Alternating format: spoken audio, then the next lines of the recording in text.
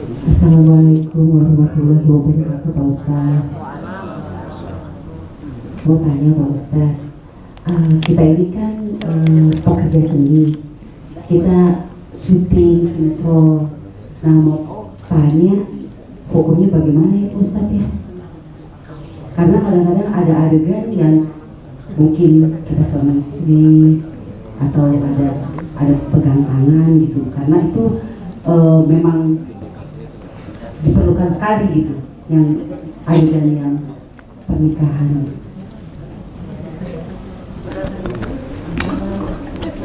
Adegan berdua di satu tempat bisa dihindari karena di dalam kamar itu ada kameramen, ada lighting, ada sutradara, banyak. Jadi tidak terjebak ibu dalam layak luan narajulun ma'amra'atin illa ma'azi mahramin, tak boleh berdua-duaan laki-laki tak mahram sempat, bisa.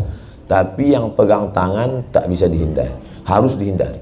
Tak bisa berkata, kamu tadi kok pegang tangannya? Karena lebih baik menusukkan paku dari api neraka ke kepala min antamus sayada mara'atin la tahillu lagu, daripada menyentuh tangan perempuan yang tak mahram. Kebetulan aktingnya di situ pegang tangan. Lalu kemudian misalnya, kamu kan udah hijrah, udah ngaji, kok pegang tangan?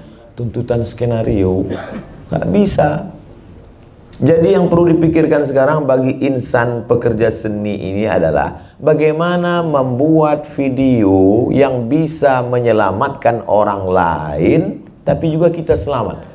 Saya banyak tonton film-film film pendek yang banyak sebar di internet, yang produk Thailand itu. Tidak ada pegang tangan, tidak, tapi menyentuh. Pertama yang saya tersentuh tentang orang gila yang tidur di depan toko yang disiram. Itu kan ngeri sekali efeknya bagi orang yang meremehkan orang miskin selama ini. Ternyata yang menyelamatkan toko dia itu orang gila yang selama ini dia usir, dia siram. Tak ada orang gila itu pegang tangan.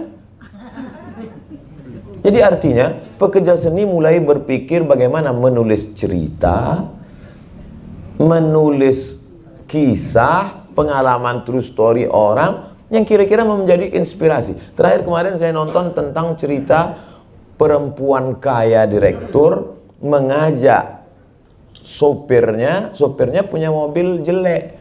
Kata direktur ini, nggak apa-apa saya pakai mobil kamu aja, yang penting kan sampai di tengah jalan ditabrak dari belakang. Orang kaya sombong ini minta ganti.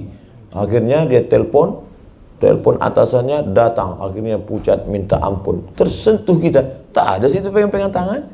Nah, bisa. Jadi cobalah berpikir sehingga mengeluarkan cerita-cerita yang menarik tanpa harus menyentuh akidah, tanpa melanggar aturan-aturan agama kita.